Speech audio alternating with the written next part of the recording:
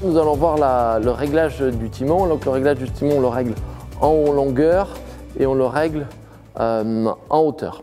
Alors sur la longueur, ça va dépendre de tas de choses, mais on va prendre des points de repère et après on affine ça quand on met les chevaux à la voiture.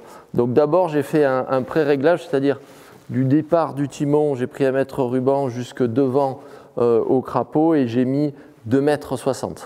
Voilà, ça correspond à peu près à des chevaux communs qu'on a chez nous, enfin entre 1,65 m et 1,70 m. Et pourquoi j'ai déterminé ça? Parce que la longueur du timon va aussi déterminer à quelle distance vos chevaux sont de la voiture. Donc je vous rappelle que le point du cheval et le point le plus près de la voiture doit être entre 50 et 60 cm. Je dis entre 50 et 60 cm parce que ça va dépendre de la hauteur du palonnier. Plus le palonnier est bas, plus il faudra éloigner les chevaux de la voiture pour pas qu'ils viennent heurter. Plus les palonniers sont hauts, plus on va pouvoir rapprocher les chevaux de la voiture. Donc pour la longueur du timon, donc il y a ce que je vous ai dit, 2,60 m, et après ça va dépendre aussi de l'utilisation. Donc on reprend 50-60 cm derrière et de l'utilisation. Pourquoi? Si vous avez un timon et que qui est monté sur une voiture de loisirs, de balade, l'idéal c'est d'avoir la tête de timon, le crapaud, qui est 20 cm devant les épaules des chevaux. Ça, c'est la première chose. Si vous êtes plutôt sur une voiture de sport, vous allez rapprocher le timon des épaules des chevaux. Vous allez le mettre à 5 cm devant pour éviter que quand vous tournez dans des endroits serrés, le timon vienne heurter des poteaux ou des arbres ou des tas d'autres choses comme ça. Et si vous avez une voiture qui est très lourde, ce qui va être important, c'est de rallonger vraiment le timon, parce que quand vous allez rallonger le timon, vos chaînettes vont être de plus en plus dans l'axe du timon et ça va offrir du confort pour vos chevaux pour qu'ils puissent retenir la voiture.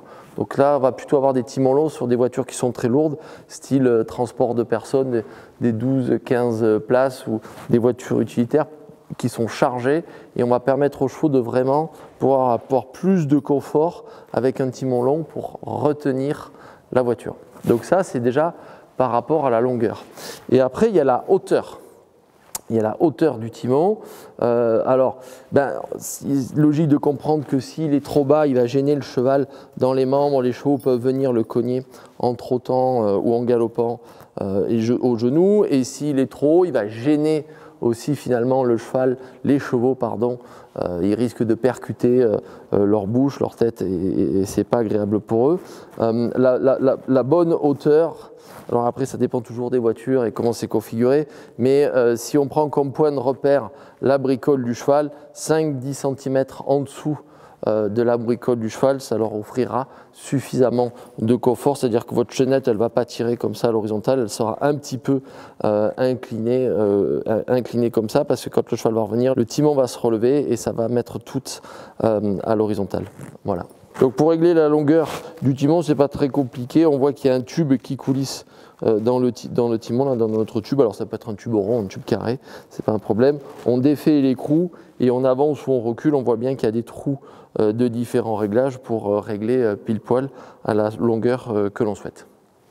Pour la hauteur du timon, alors voilà, on a un réglage là, on a une vis ici avec ce manchon-là. Alors pour cette voiture-là, il suffit de tourner dans un sens ou dans l'autre pour lever le timon ou pour pouvoir le baisser à la bonne hauteur. Et après, on n'oublie pas de bien serrer le contre-écrou pour conserver le même réglage. Mais ça se passe plutôt à ce niveau-là, au niveau du réglage de hauteur du timon.